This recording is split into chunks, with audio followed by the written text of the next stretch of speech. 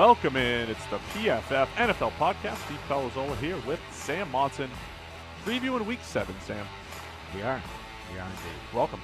Thanks, Steve. Got some of the newest PFF merchandise going right here. Throw the damn ball. It's over at the PFF store. It is. Where do people get to the PFF store? Shop.pff.com. So you guys can pick one up too. Throw the damn ball. It's our pushback against Quentin Nelson's run the damn ball hat. Right? We have hats there as well. We do have hats as Throw well. the damn So ball that's why hats. it's Colts colors. And then we've got Hulkamania style colors over here. Look at this thing. That's our creep back toward average shirt. Promise me you'll never put that on and then rip it off. I'm so tempted. I don't want to. That's all I want to do. I know. When I see the yellow and red, I just want to rip it to shreds. Well, that's my shirt. I'm going to wear this on the next podcast, probably on Monday. Creep back toward average.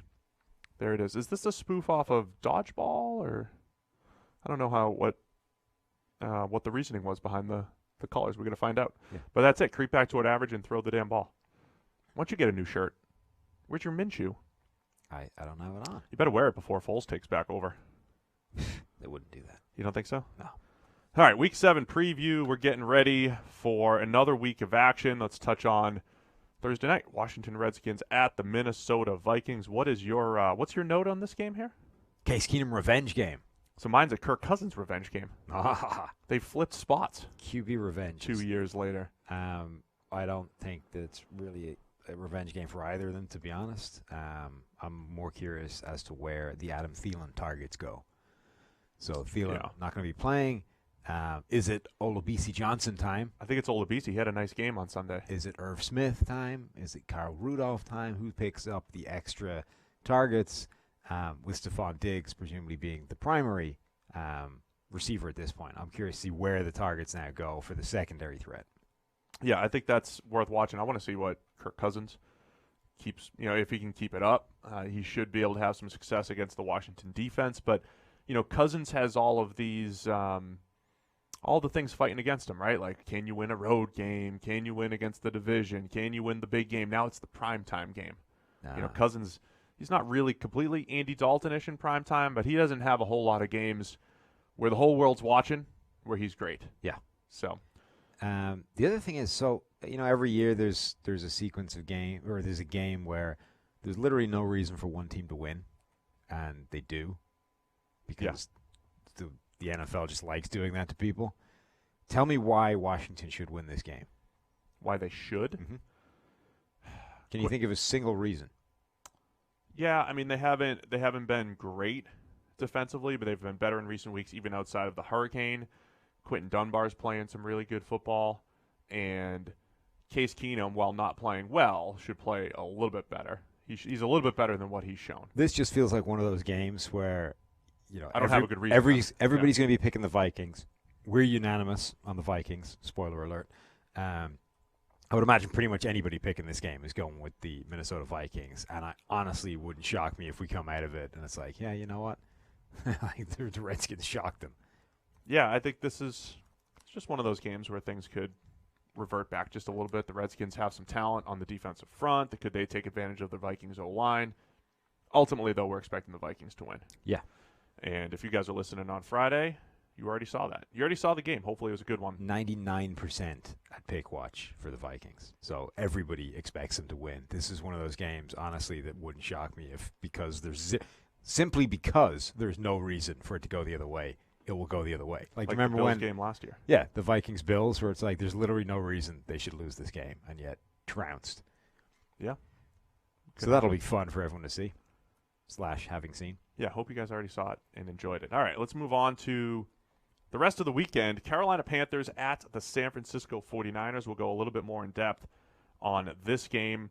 I love the weekly reports that, Kyle Allen's going to start this week for the Panthers. Mm-hmm. Like people are really waiting for Cam Newton. I mean, they're gonna ride Kyle Allen until the end here, until he loses. Yeah, which could be this week. Right. It's the same with all these kind of stand-in quarterbacks that are doing quite well, except Drew Brees and the Saints. It's like, well, let's keep going until they give us a reason to make the switch. Whether it's Minshew Foles, whether it's Kyle Allen Cam. It's like none of these guys are Drew Brees, so let's let's keep riding the hot hand until they stink. If Andrew Luck comes out of retirement, do the Colts stick with Brissett? Yeah. I think Luck would come straight back in. Yeah, I agree. So Kyle Allen, he's had a ton of success. Would you be surprised to know that he's our 26th graded quarterback overall, despite ranking 4th in passer rating? No, but only because I knew that already. Because of your familiarity with Premium Stats 2.0? That's all part of your PFF Elite package? Mm-hmm. Yeah, so Kyle Allen, the thing that's not showing up in the grades is that 20 fumble grade. We've talked about this quite a bit. The fumbles don't show up in the stats. He's had some issues pocket presence-wise, and now you have a San Francisco pass rush that is getting after it this year. Obviously, they're doing a great job on the back end. Number 2 defense behind the New England Patriots so far this year. So the biggest challenge for Kyle Allen in his young career. Yeah, it really is. And again, like every one of these weeks is the 49ers proving or getting another chance to prove or put beyond reasonable doubt that this is actually a really good team. And I kind of said it before that like Jimmy Garoppolo is not playing particularly well, which in the same way, before the logic was that Trubisky doesn't have to be great, and that's actually a good thing for the Bears because if he ever does get it, they suddenly become really, really good. Now, obviously that didn't work out because Trubisky's gone the other way, but with Garoppolo, it's the same idea, right? The 49ers are cooking, they're undefeated, and the quarterback isn't actually playing that well. If he gets back towards that 2017 form, now they're really hard to beat. Yeah, same idea. He's still grading at 72.2. It is different from Trubisky, right? Who we were saying was an actual hindrance. Yes. I mean, Garoppolo's been solid outside of 2 games pretty much this year. Has put the ball in harm's way more than you would like. So, yeah, I mean, I think, Kyle Shanahan, too, the running game has been fantastic in San Francisco. They have had the Bengals game, the Browns game. They've had multiple games where the run game, as much as we say throw the damn ball, the run game has been so good that it's like, all right, that's a huge part of them winning. So creative run game, outstanding play action game, good play calling, and now they add Emmanuel Sanders to the mix as well. So, the Niners are, I think they're for real. I don't know that they're undefeated powerhouse real. I don't know that they're better than the Packers or the Saints, but right. they're still up there. And so the Emmanuel Sanders thing is going to be fascinating as well because, do you remember for years there was this debate about whether was it design or was it just circumstance? What the Lions never had a run game, but were they doing that deliberately or could they just never find a running back? We're going to get the same kind of idea with the 49ers, right? It's like, do they not have a number 1 wide receiver because they haven't been able to find one? Or does this offense simply not really require one and they've got a number 1 receiver, it's just George Kittle? Like we've talked before about how they didn't really have this stable of great wide receivers, but they don't actually need them because all their matchup problems and all their real weapons are at tight end, they're at fullback, they're at other positions. And the wideouts, unlike every other offense, they're just kind of there to pick up bits and pieces the same way tight ends are in other offenses. Now you get Emmanuel Sanders who, has come back off an Achilles injury that usually puts sort of skill position guys down and out for a real period of time. I got a top 15 grade at PFF right now. It was top 10 until a week or 2 ago where Joe Flacco had a particularly Joe Flacco game. So, Emmanuel Sanders has definitely still got juice, and we'll see if the 49ers do kind of adjust this offense to take advantage of the fact that they do now have somebody that can really win on the outside. Yeah, I think it's as much about Kyle Shanahan just adjusting to his personnel. I mean, obviously he knew how to use Julio, sure. In 15 and 16 when he was with Atlanta. It is funny when people are like, oh, perfect fit for the 49ers. They love good route runners. It's like, yeah, every offense does pretty well with guys that get open. That's a good thing for everybody. So, yeah, I mean, San Francisco's kind of been like what New England is doing right now and grabbing a whole bunch of like 2s and running them out there and seeing what works. That's kind of been San Francisco the last couple of years plus Kittle. So, yeah, this could be a huge boom for the passing game. Yeah. So the Niners, it's like a perfect season so far for the Niners. Like when you predict what could happen during the season, it's a lot of, well, if this happens and this happens and this happens, that'll be good. It's like every good possibility for the Niners. The secondary comes back, the youth gets better, the pass rush does work.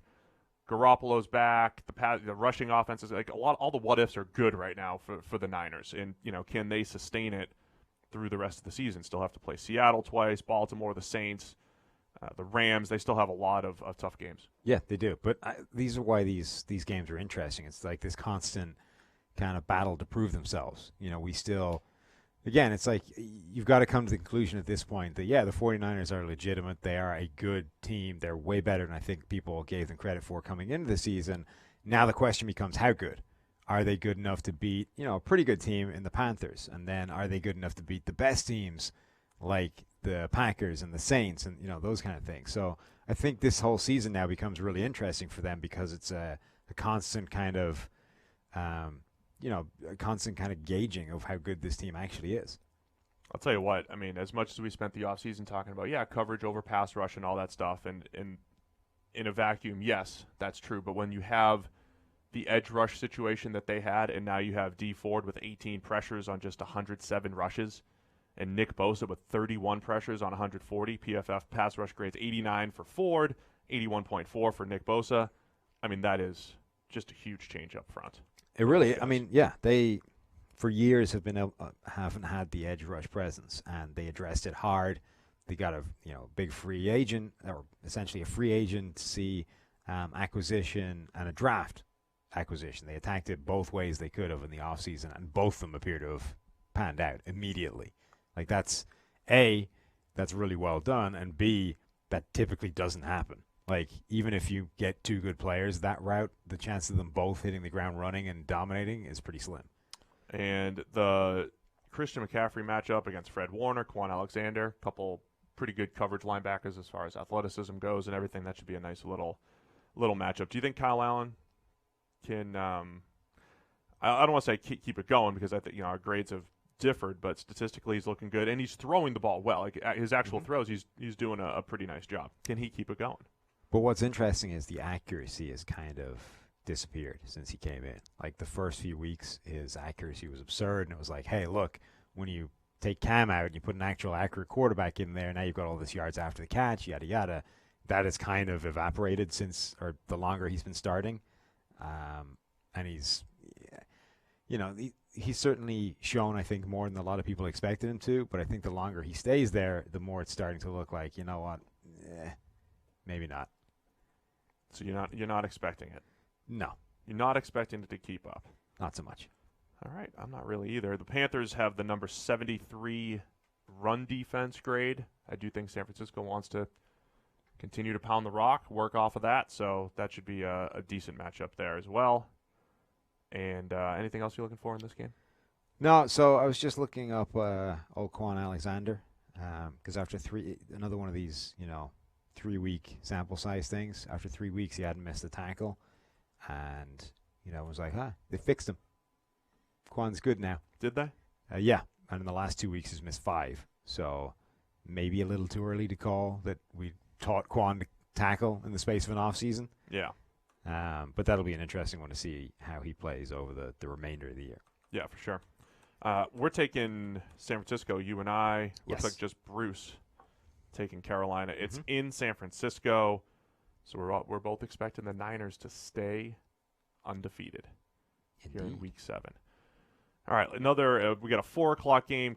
Cleveland Browns at the New England Patriots. Mm-hmm. I think on paper, coming into the season, looks like a really, really enticing matchup. The Browns trying to take the next step, going up against the dynasty of the Patriots. Browns have lost a little bit of the luster, but when you look at who New England has played since Week 1 and the Steelers, this is their toughest matchup of the season since Week 1. It is, which is kind of incredible. What is interesting is this. So the New England defense rather is on historical type pace. Yeah. 85 Bears, 2000 Ravens, Patriots. Like it's in that kind of ilk at the moment. But as you say, they basically haven't played anybody. So they're going to get some more difficult tests as the season goes on. We'll get to see kind of where that ends up being. But right now, this defense is pretty terrifying. We saw what it did to Sam Darnold of the same draft class. We saw, in fact, more than the Jets were happy for us to see in terms of catching him on the sideline saying he was seeing ghosts. Does Baker see ghosts as well? Because He's run into some defenses already. He's already been seeing ghosts all year. He has, but he's also run into he sees ghosts kind of in the pocket at the moment, right? Yeah, he's got like Casper the Friendly Pocket, and he's running away from him. Casper the Friendly Pocket. He was that cartoon ghost. No, I know who Casper was. Oh, he made it overseas to you? Great. Yeah. Nice. Yeah. You guys have Scooby-Doo over there too? Yeah. Really? Sweet. I don't know how much stuff just, We're not like a third world country, like, Well, I mean, compared to America. Yeah. Everybody is. Uh-huh. Yeah, go. No, wait. We have so many foreign listeners too. We can't. Yeah, you just piss them all off right there. Yeah. Well done. I love everybody. So he's been seeing ghosts in the pocket more than downfield, but he's run into good defenses before where it's like, Baker's one of these guys that will go down swinging, and it's like, all right, I misread that one. Whoops. I'm not going to learn the lesson though. I'm just going to keep slinging it and see what happens. And then 4 interceptions later, it's like, that really didn't go well. So I'm kind of curious to see how that goes. So it was intriguing watching the Jets-Patriots thing unfold, right? Because obviously it was a disaster for the Jets. And so everyone was kind of focusing on what the zero blitz stuff was doing to the Jets' protections. Right. Because Darnold was constantly getting destroyed by it. Now, it's kind of designed so that it does screw up a protection and you always have an extra guy, right? Mm-hmm. But with that in mind, why have you not got an automatic hot route on both sides? So they're running these... Well, the first one they did, and he missed it by a mile. First one. But there were a lot of these plays in there where you look, and it's like, all right, there's an extra guy there. Darnold knows he's coming, and why is the ball not in the air? It's not covered. Like, they have a guy dropping out, but he's coming from the other side of the formation. He's not in your way if you're running a slant. The guy is playing off-man coverage. That is open. Put the ball in the air. That's an 8-yard gain, not a panic throw in the face of the blitz. So as much as this defensive game plan did completely wreck the Jets, it's not impregnable. Like, if this Browns offense studies that tape and figures out like what it was they were doing, I think you can target this game plan, or you can target that style of aggressive defense. Now, that's not to say they'll actually do that against the Browns, because as we know, but they're also the Patriots using mix it up every single week. They also use the zero. I mean, even when you use it a lot, it's like a. No, I know, but there's a lot of the stuff they're doing where that was wrecking drives, right? They were dialing it up the right time, completely destroys the drive, punt, let's play another set of downs. But that's what they did in the Super Bowl against Goff, too. Right. That's what forced the interception. But they really were leaving spaces to be exploited. The Jets just didn't seem to have any idea how to do it. Now, I don't know if the Browns will either, but I think if you have a week to look at that, there's some holes in that you can actually attack. I mean, a couple of them, here's the thing. I'm not even defending any, I'm just explaining. Some of them, the first interception that Darnold threw, should we draw a little bit? God. The first interception that Darnold threw, if you got the O-line and you got Sam and they had a You understand that receiver. Most of the people listening to this podcast can't see you scroll on the TV This is behind why us. you're supposed to tune in on YouTube. Okay. So the first one, you got a million blitzers. Here they all come. Uh-huh. And Darnold's just trying to hit a little flat route. Now, they're going single coverage here and single coverage here. So the outside corner, I'll do it like I'm on radio as well, like on the pod. So the outside corner, usually when you get zero blitz, right? What's your technique as the corner? You're just covering your man, right? But the Patriots had Devin McCourty lined up outside, eyes on the quarterback. Yeah, the Le'Veon Bell play. Yeah. So his eyes are on the quarterback the whole time. So a lot of time when you have zero, you're like, all right, it's man coverage. Their backs to me. You just kind of hit that quick route or whatever. Now, it was – But that's not where you throw the quick route. The guy on the sideline running 12 yards. But this was open. It was a little flat route or a little quick out. It was more – so Darnold's inaccuracy was bad, right? I mean, his accuracy was bad. He's under pressure. He did the little fadeaway, and he missed it. But the fact that Devin McCourty is covering the outside guy and eyes on the quarterback, not necessarily just locked up on his man, that's where I feel like the Patriots are just playing next level. They're able to do – Right. Like he was playing like a cover two corner. Sure. Who had help over the top, but he was just – solo on the outside guy. Yeah, and that's what I think makes it tough. But the fact that it was Le'Veon Bell running outside helps that because you don't have to treat him the same way as you have to treat like a legitimate wide receiver. But I'm saying it wasn't his man. It was. No, but the point he is had the pick on an overthrow here. Yeah, but this guy's only doing that because he's watching the quarterback because he knows it's a running back out here, and I don't really need to worry too much about him running by me. You're not afraid of Le'Veon Bell? No. Well, there was another play. Why'd they spend so much money for him? I don't know. There was another play where they did that double A gap look. They stacked the linebackers in the middle. Actually, it might have been the B gaps they were stacked in, but whatever. Both linebackers were showing pressure, and the idea is they basically just read they make you wrong, right? So whatever your protection is, doesn't matter. This idea of, they're screwing up. Sam Darnold doesn't know his protections. Like he does. He called it protection, but whatever they do, the other guy's going to come, right? That's either guy is able to come on this particular play, and if you slide left, the guy on the right side comes. If you slide right, the other guy comes, right? And whichever one isn't coming drops out and tries to fill the hole. Now, they did this, and Darnold basically just oh, crap, the extra guy's coming, panic, die, right? But there was... Die would have been sacked.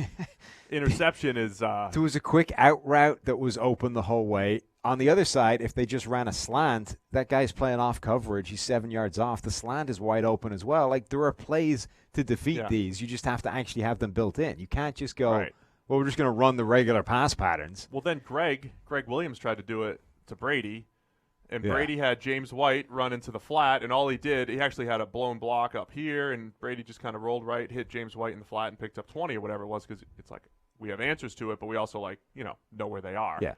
I mean, just at the NFL level, there should be this automatic built-in hot route thing, right? I remember back when I played wide receiver, I got shouted at once by a teammate for not adjusting a route against a blitz. It's that isn't in our offense. We didn't even have that. Yeah. You were shouting at me for doing something that literally isn't even the playbook. But it's it should be in NFL playbooks. This is a completely different level. I don't know if you know that or not, but there's a step up in competition between the Irish League and the NFL. Right. And I believe they should be able to handle that. It's a little more complicated. A little bit more. Playbook. Yeah. So New England has been outstanding, but our guy George also tweeted yesterday about the number of drops and overthrows that have happened in the secondary. They've had more than any team by a wide margin. Yeah. And some of the overthrows because of tight coverage, but then you have Sam Darnold had a couple open passes. Mm-hmm. He made a couple of them. They were dropped. Then when he had a cover 2 shot, he just so flustered, misses it by a mile. So it's not like there aren't open throws against this New England defense. It's just right now it's this perfect storm of they're playing really well.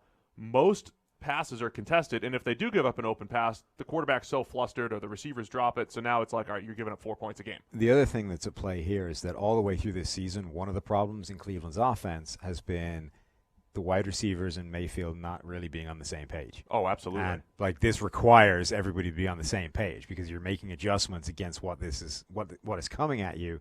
And if only one of the guys making the adjustment, bad things happen. They also need to get, and I'm not just saying this because he's my guy, but they need to get Higgins back on the field because the one guy that Mayfield actually does have a connection with in terms of both of them understanding where the guy's going to be is Higgins. So if you ever needed him, it's now. If you had to bet your money, if you had to bet your house on one of the Cleveland Browns receivers being where Baker Mayfield wants to throw the ball, it would be Higgins, right? OBJ and Mayfield don't appear to be on the same page. The other slot receiver, Landry? Yeah, Landry tends to freelance a little bit with his routes and, may not be exactly where he needed to be at the right time. And then Callaway, just who the hell knows where he's going to be at any given period. So they really need Higgins to be out there because he's the most reliable, consistent route runner who's going to be in the right place. Come on, Bruce. Incoming call from Bruce. Does he know that we're live right now? Bruce is Skyping you. He's not watching this right now. I don't know. He should be. Bruce, come on, man. We're live on YouTube. Don't call me. He's probably got some QB questions or something, Yeah, so it's going to be a tough week for Baker and the passing offense to get back on track. I will say at some point New England's defense has to give up a little bit more than they have, right? Yeah. That has to happen. Yes. But they are playing, Belichick is essentially the defensive coordinator now, we believe, right? Gerard Mayo's taken a big role there. There is this just different vibe about them, though, where they seem so confident. They're doing so much. They're just doing, like what you just said, the double A gap pressure where they're actually working off of each other. So they're doing stuff above and beyond the playbook, whether it's pre-snap stuff, whether it's post-snap reads, mixing up coverages. I don't know if I've ever seen a unit from front to linebackers to secondary just in tune and playing as well as they are right now. And I wonder how much of that is it just because Belichick has to do more, or is it more hands-on there, or did they just happen to, they've got a bunch of guys that have been in the system and they're all, able to do more things now than they have in recent years. Yeah, I mean, it's not like it was a bad defense to begin with. No, they were still very good last year. It's just taken a notable step forward. The only thing that might help Cleveland is so they've been able to beat good defenses before, or at least have success against good defenses with this offense, even though Baker Mayfield is not playing well. And I actually think they're better equipped to go up against a good secondary and a bad pass rush than they would be the reverse. I'm not saying the Patriots have a bad pass rush, but it's not to the point where it's going to completely wreck that offensive line every single play, which is their issue. I think there's the chance that Baker Mayfield in the passing game can actually survive if the Patriots aren't able to get enough pressure up front.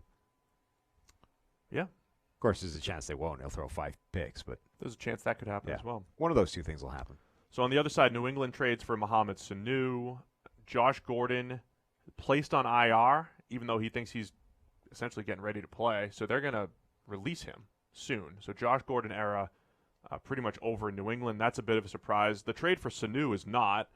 And even if they kept Josh Gordon, it wouldn't be, that big of a surprise to have all of them on the field at the same time. The Patriots have been looking for more consistent receiving weapons.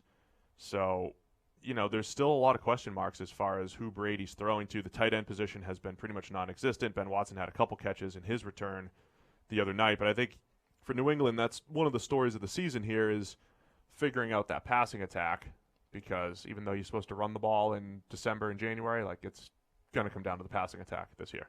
Yeah, again. And it's not so much how good the players are. I think it's just whether Brady trusts them, right? Whether he's actually prepared to throw the ball to those guys.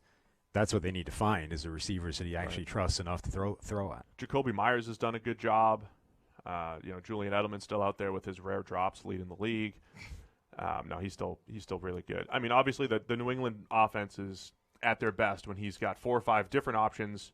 Read the coverage, find the open man, trust everybody. It's just been a little bit off. You could tell there was a little bit of frustration there on Monday night as they tried to get going with the passing attack, which wasn't very good. N'Keal Harry still potentially to come back. Right. And who the hell knows what he looks like in this offense, because he was a strange prospect coming out. Right.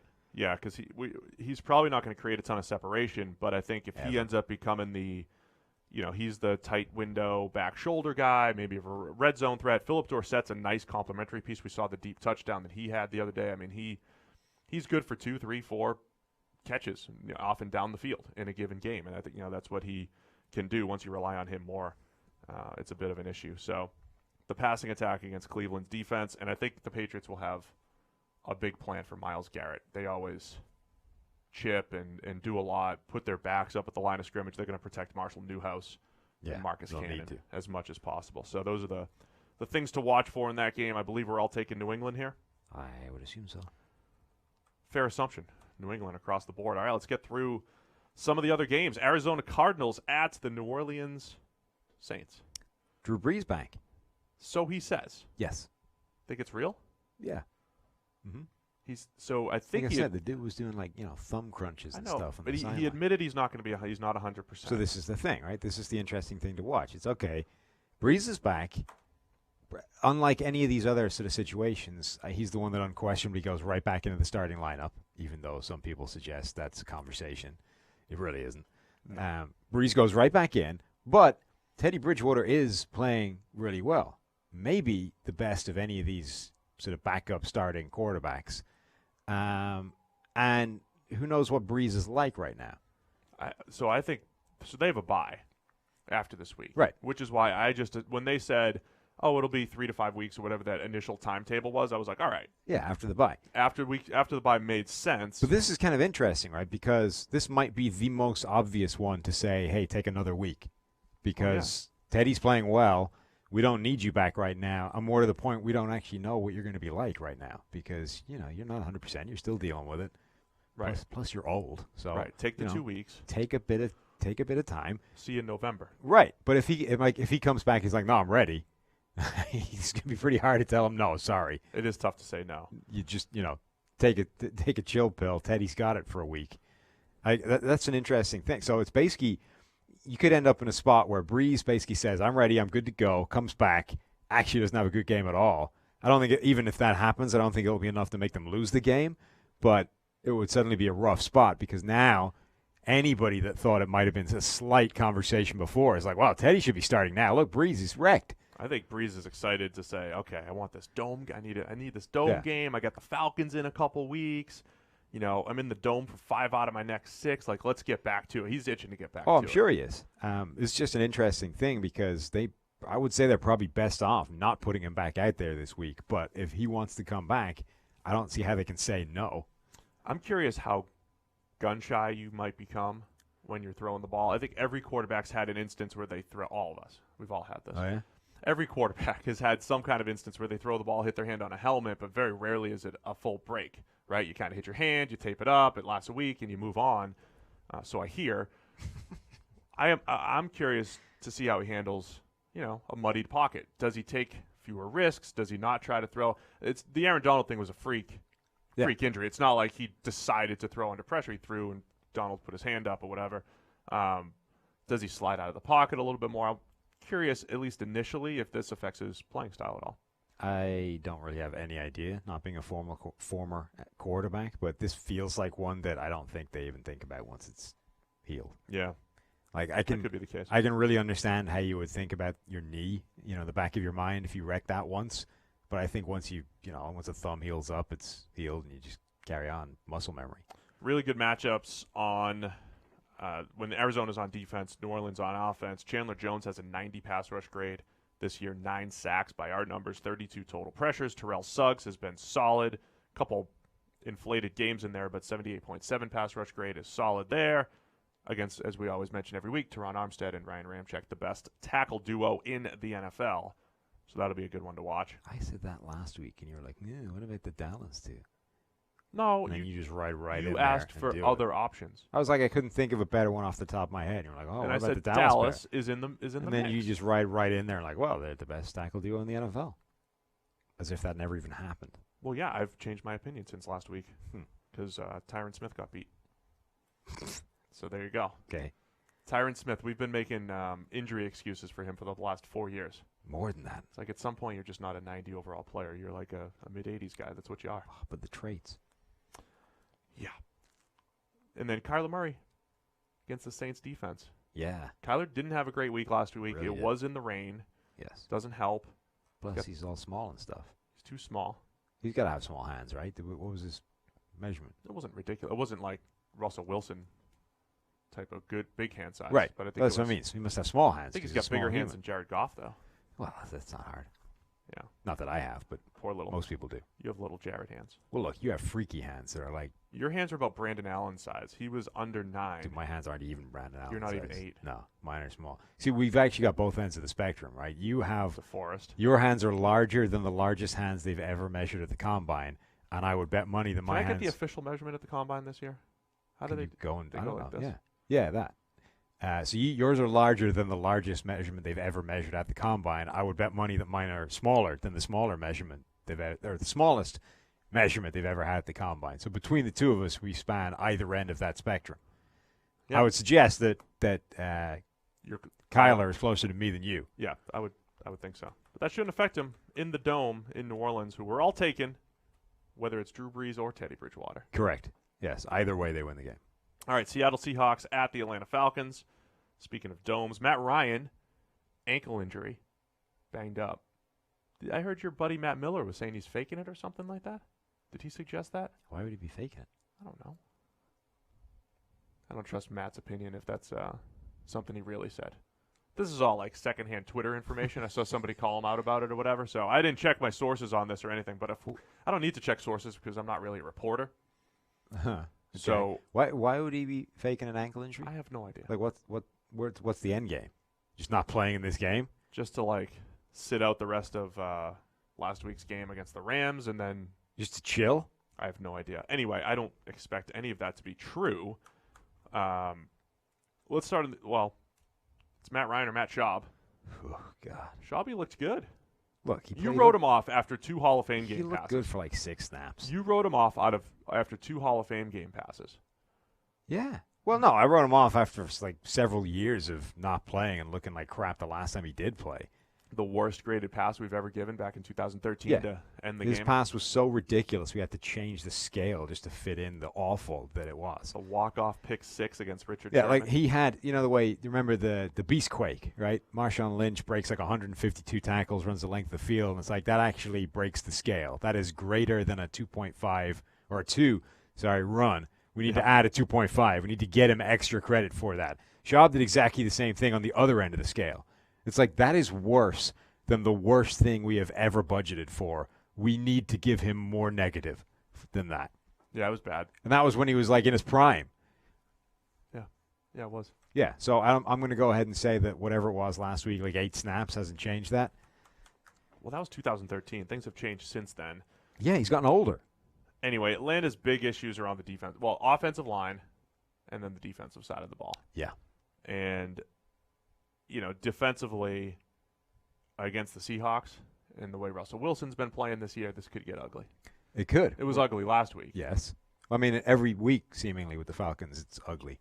This is like, when your operating system updates, whether it's Mac, Windows, whatever it is, your system updates, and it's like, here's the fancy new features, all the things that your thing can do now. Look at what we added. Well, this is like, that's the Seahawks, right? They have all the added new features that work. And the Falcons are still running whatever like the base thing was out of the box with all the updates in the queue in the bottom left, as we said. So this is like the updated version versus the original. All the new and shiny bits that actually function against this thing that's just busted and not really working anymore. Talking about the defense. Yeah. The Dan Quinn. Do you think Dan Quinn's defense still stuck in 2014? Yeah. His is still like the out-of-the-box default, there are many firmware updates waiting, and they haven't installed any of them. The Seahawks have installed them, and now they've got some, fancy new features.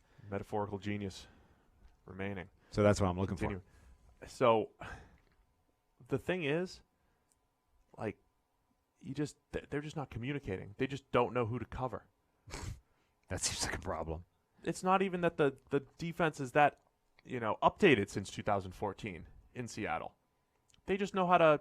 And they're not that great defensively in Seattle, but they do a much better job than Atlanta just passing off crossers and knowing who's covering whom and staying somewhat in the vicinity of the guy that's covering and and not missing a tackle by 5 miles. What's impressive is that the Falcons actually have some good players still in that defense. Like if you took out the individual talent from that, the system itself would be awful. Like somehow they're patching up some of this with good individual performances. Like guys like Deion Jones and Grady Jarrett are still really good. But everything around them is just painful. Yeah, man. We talked about them a little bit on Monday. I think offensively it feels like the offense just isn't in sync with the new bottom third of the league pass-blocking offensive line, and the defense has the 3rd worst coverage grade in the NFL. Dolphins, Raiders, Falcons are at the bottom end right now. And this started last year with the Falcons once Deion Jones went down, has continued into this year. I think if Dan Quinn does get fired, it is the most coveted job though, because you've got a good quarterback in place, even though you think he's declining with every other QB. You got a quarterback in place, you have talent, and I think you have enough talent. You just kind of shake it up a little bit, and you're right back in the playoff race. Or maybe I'm just still always a believer in the Falcons for some reason, and gonna get fooled. But there's just a good nucleus, especially on offense, to build around. Yeah, and the guys that they drafted on the offensive line may come good. It's just we talked at the time, it was unlikely to be an immediate fix. Right. And that's the problem, is everyone treats draft picks as like an immediate solution. Like, we addressed our line got better. We drafted 2 rookies to start. Like 2 rookies to start is a terrible thing. That's not good. No, that is not if you're just predicting who the best lines are going to be for this year. Right. Future, it may be a long-term fix, but the chances of you getting better this year are not high because rookies rarely come in and dominate. Yeah. Certainly 2 of them don't. Using Ramczyk as the example, too, we said he's right up there with Joe Thomas as far as hitting the ground running and maintaining so far Yeah. through 2+ years. Some of the best we've seen. You have a guy like Larry Tunsil that's he's playing well this year in year 4. Right, took a while to crank up. Some players do it. Ramczyk did it.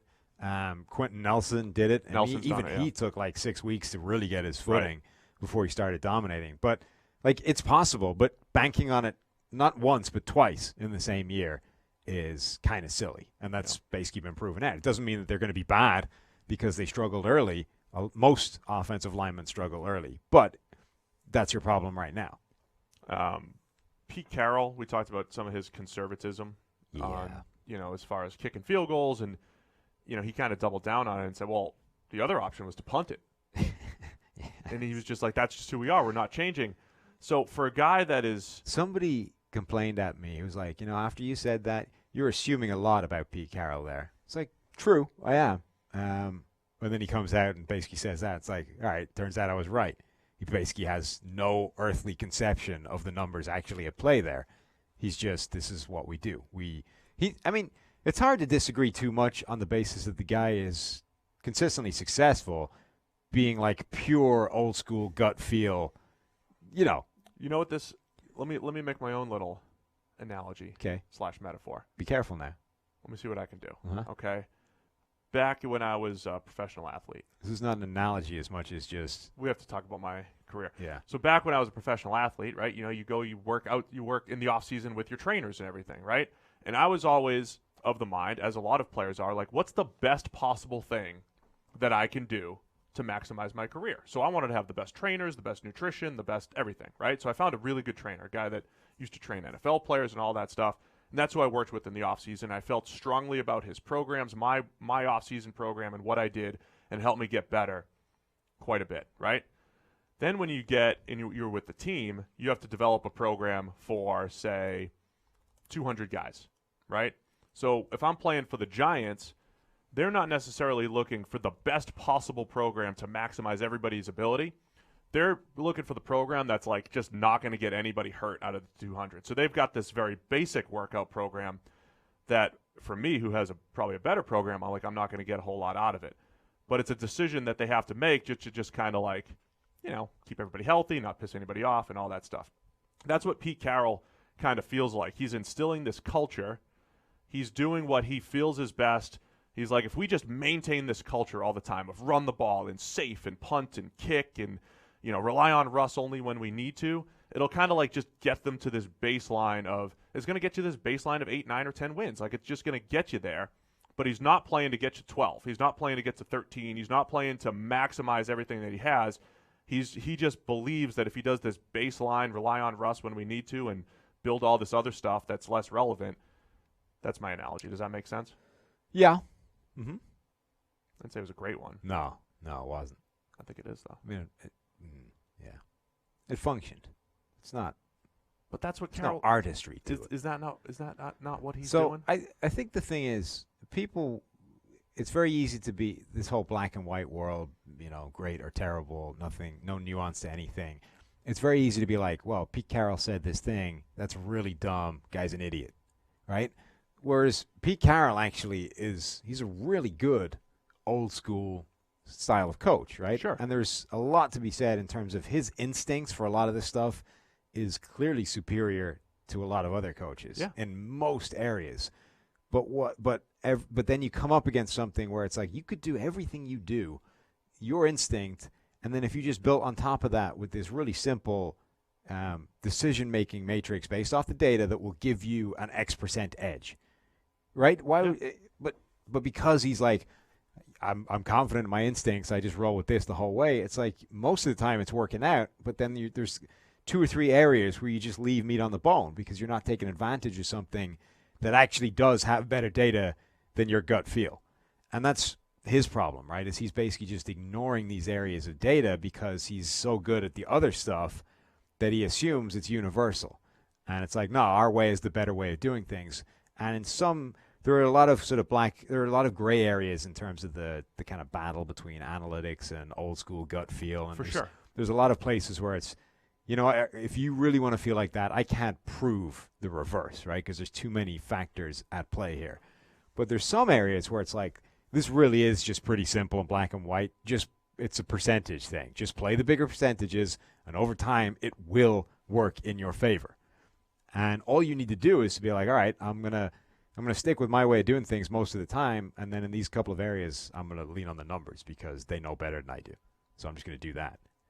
And he doesn't. He instead just goes, yeah, we're gonna kick it, and if we don't kick it, we're gonna punt it. So we're saying the same thing. Pretty much. Yeah. Anyway. I didn't say it with a baseball story, but had to get it in there. The people love it. The people love it. They love hearing about it. It's World Series time. Can you believe the Nationals are up 2-0? No. We're all taking Seattle in Atlanta here. Philadelphia Eagles at the Buffalo Bills. I think you've got some numbers. So, yeah, Josh Allen's grading breakdown is kind of insane. He is the highest graded quarterback on throws that travel under 20 air yards from the line of scrimmage. So anything less deep than 20 air yards, he's the number one graded quarterback in the NFL. Yes. And that's all throws up to 20 yards. So behind the line, intermediate, short, everywhere, up to 20 yards. The best grade, not just the best stat XYZ, the thing that we champion, the PFF grade, the quantifying every single throw, Josh Allen is number one. And then on anything above 20 yards, he's dead last, the bottom, the worst. Literally the complete opposite of what we expected from him skill set-wise. Right. And then, so you got this howitzer of an arm who still goes deep more than most quarterbacks. He's dialed it back from last year. Last year he went deep more than any other quarterback in the NFL by a country mile. This year he's going deep the sixth most often of any quarterback, which is a big step down, but still, he's going deep a reasonable amount, and he's terrible at it. There was a play, I think it was last week, where he drops back, winds up, uncorks a massive, 7 yards overthrown. He is terrible at that right now. One big-time throw on 20-plus yard throws. Right, and he is 7 turnover-worthy But throws. he has become really good at everything else. But the short stuff, and early on it felt like, maybe they're just taking too much off of his plate and making it too easy. Not too easy for him, but maybe they're focusing too much on the short stuff. But he has been efficient. 88.1 grade, as you mentioned, that's number one in that short area. 81.2 adjusted completion percentage, so he's been pretty efficient there as far accurate, as throwing the ball to Cole Beasley and company on the underneath stuff. I still think there's a hybrid to be had there. He can't be as bad as he's shown on 20 plus, and I don't necessarily expect him to be the best short area thrower for the foreseeable future. But interesting that it's pretty much the opposite of expectation. Right, and it's the kind of, so yes, you're right in that both those things will probably swing back somewhere, and land in the middle somewhere on that spectrum, but those are the kind of numbers that really should be instructive in terms of what you do as an offense. At this point, they should be saying... You'd ride it out on the short stuff, you think? I wouldn't pivot to, nothing a few-year-old Patriots offense where all you're doing is horizontal, short, 5-yard, 1,000 paper cut stuff. But I would be saying, hey, instead of being the 6th most aggressive offense in the world in terms of going deep, how about we become the 16th? And, let's play the middle of the field a little bit more. Yeah, the part that's not necessarily showing up in the grade as much, because when you're looking at the actual passes, it takes out some of the sacks and some of the other. He still has, as we mentioned on Monday, some of those plays where it's here's the pass where we said Brady just hits the guy in the flat, the one where Darnold's panicking.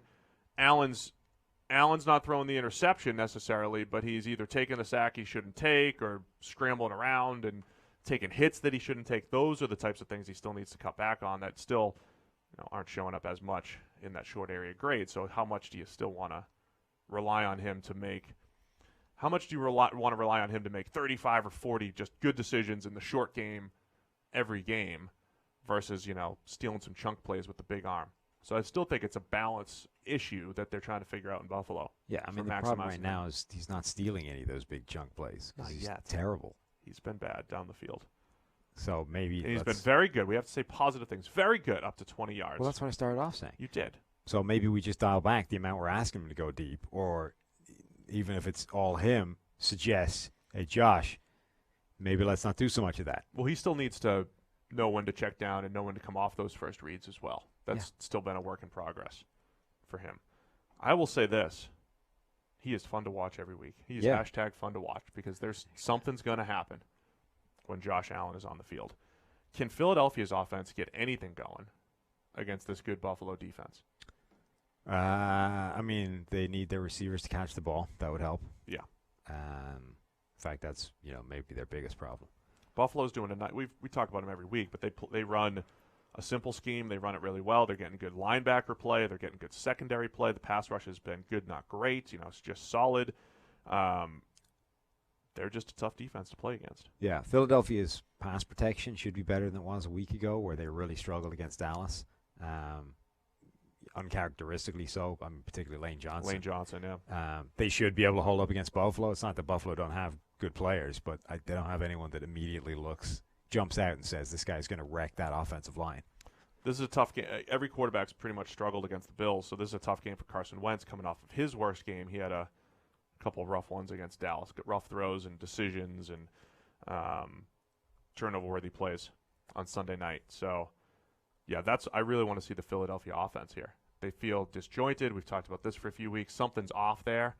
This might not be the week that they get it back going again. Mm-hmm. All that said, where did we go? I went Buffalo. You did not. Yeah, I'm still riding the Philly train. The Philly train. Philly train? Okay. The same way it's tough to jump off Atlanta. I just think Philly's more talented than they've showed. Buffalo let Miami stick around until the very end on Sunday. Buffalo's not as good as their record. Let's just say that. Okay. Philly's not as bad as their record. I don't know that struggling against Miami necessarily indicates that, but I don't. That's not the only reason. It's just in general. Sure. When you play so many close games, they played a close game against Cincinnati. If you just look at how many close games they've played, that's tough to sustain, even though they're pulling them off right now. All right, Los Angeles Chargers at the Chicago Bears. Yeah. Ugh. This is like both these teams are tremendously underwhelming right now. Everything about the Bears' offense is bad right now. Trubisky sucks. No, I'm calling right here. Trubisky goes full Mariota, and right when Chicago is just ready to be done with him, he is gonna. Where Chase Daniel's warming up on the sideline. He's gonna lure them back in. Yeah. This is gonna be like. He's like, man, I got nothing to lose. It's going to be free and easy. There's going to be a 30-yard scramble in here. He's going to be dropping dimes. This is going to be the good Trubisky game this week. That's the thing, though. Like, the most concerning thing, or the most fatalistic part about his demise this year is that there haven't even been, like, flashes of, oh, yeah, maybe. It's like, no, it's just been crap from start to finish. Yeah. Last year at least did have some of those flashes as much as we were saying. And then he gets injured, and we're like trying to put a positive spin on it. It's like, oh, maybe the reset would do him good. Time out of the week-to-week grind and come back refreshed, have a hard reboot, and, look good again. Nope, straight back to where he was. So, how much business jargon can you use to talk about Trubisky maybe getting better? It's just hard depressing. Reboot. I think that was just ugly. And as I said, the biggest problem is that. So it's interesting because now people are starting to turn their wrath on Matt Nagy's offense. It's like Trubisky's not the problem there. The whole offense bad. Like, it is because he's trying to make it idiot-proof for the idiot quarterback that's not able to play. Like, it's not this offense didn't go from being one of the best schemes in the NFL to being a terrible system because Matt Nagy turned into an idiot in the offseason.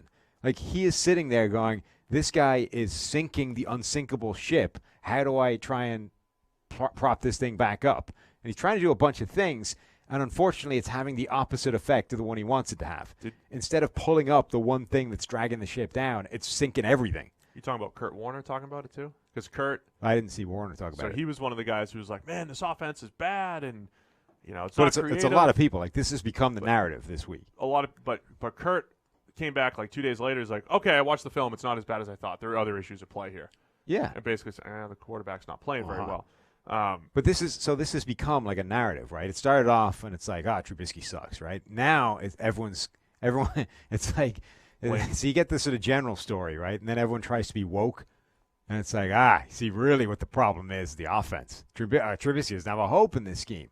Like, do you not understand that the scheme is being made worse trying to help out Trubisky? It's not that he is being trapped by the idiot scheme. Is that they're trying to make the scheme easier for him to operate, and it's not working.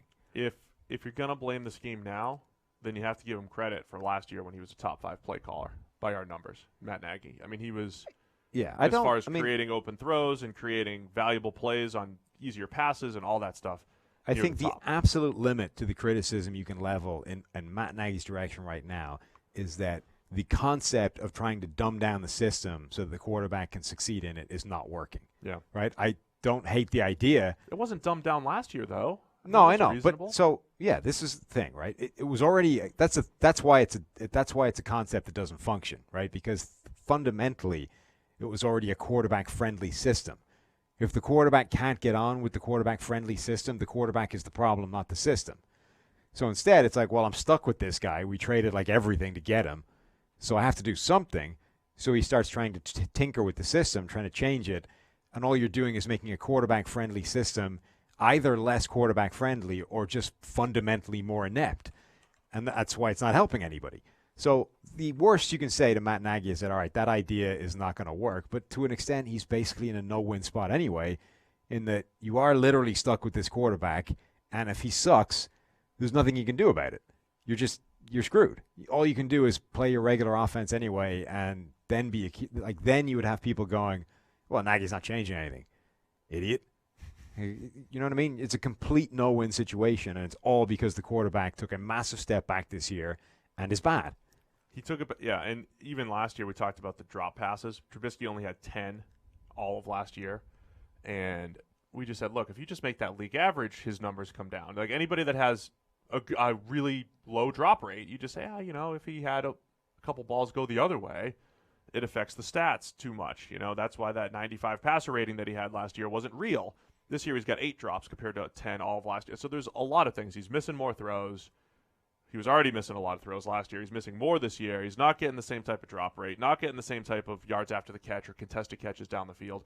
All of the things that went right last year aren't there anymore. Yeah. That would be your scheme issue. Like what feels like scheme is fewer Allen Robinson great plays, fewer Tariq Cohen freebies, and the quarterback's playing worse. Right. Which makes it feel like a really bad situation. I'm not saying that the idea that the scheme is worse this year is incorrect. I'm saying that the root cause of that is still Trubisky. Oh, yeah, you're still saying Matt Nagy has made adjustments that have made the thing worse, but the reason he's made the adjustments is because the quarterback is playing terribly. The other thing that's concerning for the Bears is that the defensive regression that wasn't there at the start of the season, it's like, we spent all offseason basically saying prepare for defensive regression. It's coming because what they did last year was unsustainable. They started the season the same way they did last year. It's like, maybe not. It hasn't come. Well, it's come now. The Bears' defense is way worse, so now everything is bad in Chicago. We thought they were going to be great. They're still good. They're still solid. They're still number 9 in our grades. They're up there in the Bills' range. Right, but they needed that defense to be the best in the league, basically, for them to overcome what they have on the other side of the ball, and it isn't. Part of the regression is just like think about how many interceptions, pick sixes, fumble sixes, just Eddie Jackson had last year. Right. How many forced fumbles, and Khalil Mack's had a bunch of forced fumbles this year, but how many of them he had last year? Those are just the highly volatile plays that are tough to depend on. Just if you cut out some of those, it's like, all right, the Bears can't bank on that year over year. And they're going up against the Chargers, who might be every bit as depressing. Man, they're tough to figure out. We keep talking about Hunter Henry, and Keenan Allen doesn't look exactly the same, but he's still out there. Mike Williams. I mean, Rivers should have these good guys to throw to. Plus, they got, MVP Melvin Gordon back. Yeah, he's not running the ball very well. Well, he's not, but also, I can't remember where I was talking about this before. It's like, what he did last year was kind of crazy because, by and large, overall running backs are predominantly a product of their environment, right? And the Chargers' offensive line has been crappy for years, but last year, Gordon was still able to get incredible production. And one of the reasons he was this underrated player is he'd kind of been grading really well, but never had the production because the offensive line was so bad. Yeah. Last year, somehow, he was able to overcome even more of that, and his stats were actually pretty good for the first time in a while. He was as good as Todd Gurley last year. He was probably better. But the point is, in order to do that, given the blocking in front of him, it was unsustainable. It was too good. It was almost certainly impossible to keep going. And all that's happened this year is that it's stopped to keep going. It's gone back. It's disappeared. So this is what he should be because their situation is bad.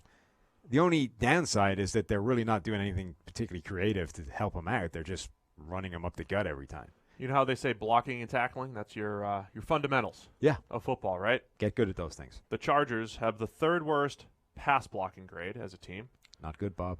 6th worst run blocking grade Also as a not team. good. And the very worst tackling grade as a team. So that's why when you have the nice flashy fantasy stars, Rivers, Allen, Mike Williams, Hunter Henry in the middle of the field, Austin Eckler out of the backfield, the fundamentals are not good with the Chargers right now.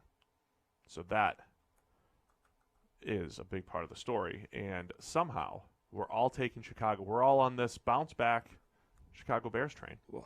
Yeah. Just let's stop talking about this game. You didn't it's like depressing. The underwhelming bowl per Sam. New York Giants at Detroit Lions. Big Snacks revenge game. Big Snacks revenge game. Yes. A lot of revenge. It's revenge week. It is. Yeah, there's a lot of revenge games. Who else has revenge? That's it. Garyun Connelly revenge game. Don't that's coming up. Yeah, I knew I saw somewhere. Danny Dimes versus hardcore man coverage. That's what we get to see here.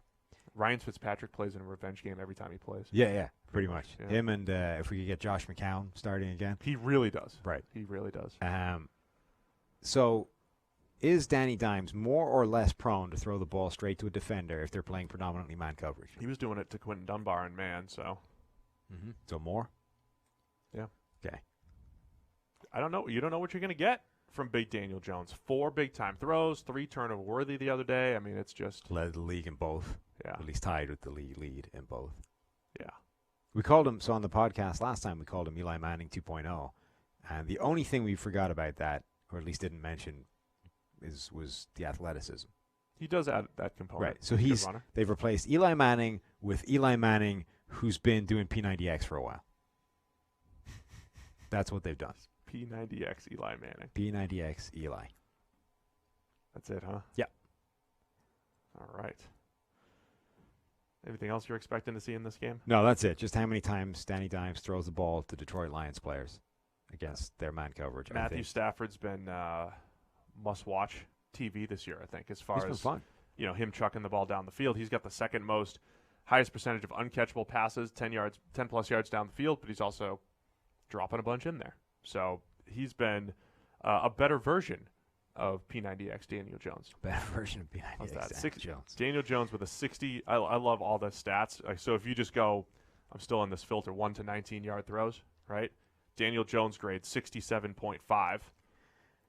Eli Manning 66.9. So it was interesting. I looked at something else. And it's not even like a related enough category for it to make sense. I was looking at the last 2 seasons inside the pocket, straight dropbacks, no like rollouts or scrambles or anything like that. Looking for something completely else, right? And you scroll all the way down at like 34 and 35 was Danny Dimes and Eli, back to back. They're just right next to each other. They genuinely are the same human being. Only one of them went on a P90X course. We're going to see that a lot with Tannehill and Mariota. Probably, yeah. You do. When they both played over the last couple of years, they end up right next to each other on a bunch of lists. Yeah. Detroit, we all went Detroit. We're all taking Detroit here. Yep. Now we are going quicker. All right, that's good. Danny. All right, Tampa Bay Bucs at the Tennessee Titans. We finally get to see Jameis Winston, Marcus Mariota, Part 2. Only now Tannehill starting. Oh no. Yeah. I'm so sad. How crazy is it they played each other in their first ever games? Get drafted 1 and 2 in the 2015 draft. They kick off the 2015 season against each other. And that was more classic PFF, like, hold your horses, right? Because Mariota, I mean, he was getting fitted with the gold jacket. He threw 4 touchdowns. I think 3 were just easy ones in the flat. I'm more fascinated by the idea that both, like, it looks like neither of these guys are going to work out. Yeah. Long term.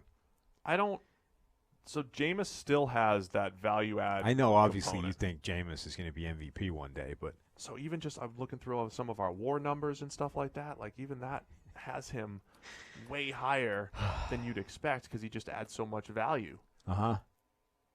Because he can make those plays down the field. Mariota, not as much. And Winston, generally can avoid sacks. It's just those turnover-worthy plays which should disappear at some point in his life for a season. Of course. They should. Why wouldn't they? Yeah. How's the value add working out for them so far this year? Oh, it's not great. I mean, well, because there's some value subtract in there too. That's quite a lot. There's a lot of value add, but there's a lot of value subtract. But the value add is always there. I really wish we had the same like Brandon Graham bet, but with Jameis every year. I could just cash in. I wouldn't bet it because I don't know. With Graham, it's like, oh, he had 10 sacks. He'd be able to duplicate that. That's easy. With Winston, it might be 2027. Yeah. And, I know. You're just betting that 1 year it's going to happen. Yeah. And it isn't. Like Carson Palmer did it in year 11 of his career. Uh-huh. He did. We're not even halfway there. No, it's true. Jameis yet. Yeah. It's never happening. So, two things that are interesting. Does Jeffrey Simmons dominate the same way he dominated last week? Man, he was fantastic. Because he was ridiculous. Yeah. We talked about what a Christmas present that would be for this defense if they get him all the way through and he plays like that. Yeah, for sure. Huge. And two, what does Tannehill look like after a week? Like, he comes in 1 week, he basically justifies the decision to make the switch. He does make some of those throws that Mariota just hasn't been making. And you're like, all right, he was still kind of bad under pressure, but in the clean pocket, without, when left to his own devices, he played well. And that's what Mariota wasn't even doing. This is the Titans, man. That's the problem. Once you're feeling pretty good. So it's like he did all the things you needed him to do, but ultimately he's still Ryan Tannehill. So next week we just have him implode. I'm taking Tennessee, which definitely means this is a Tampa Bay on the road win. Dude, we're almost all taking Tennessee.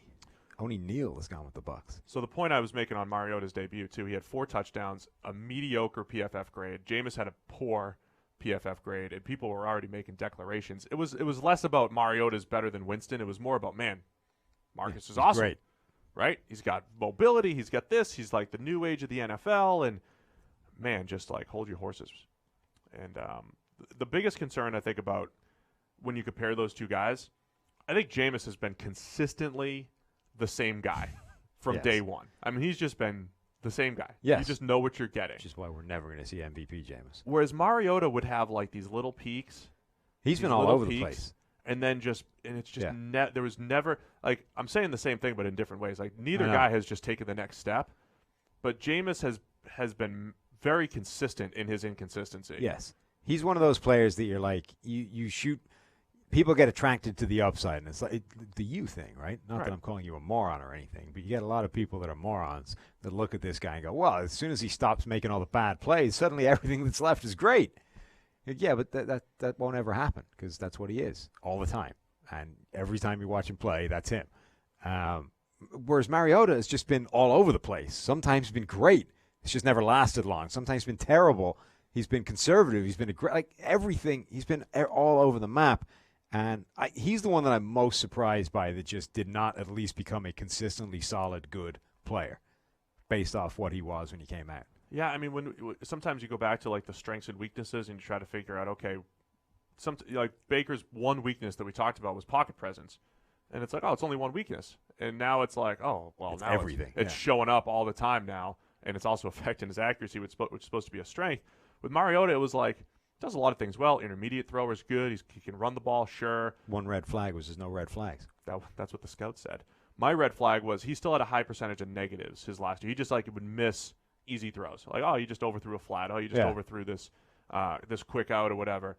But it didn't feel egregious. It's like, oh, you just miss a throw every now and again. And it's probably a bigger problem. It's like what we were saying with Baker a while ago where you can look at just the difficult throws, but what you can't do is adjust for the effect of increasing the percentage of difficult throws has. Sure. Right? Yeah. So you can look at just the throws he has to make when he's in a rough spot, but you have no idea what will happen if you increase that percentage by 5.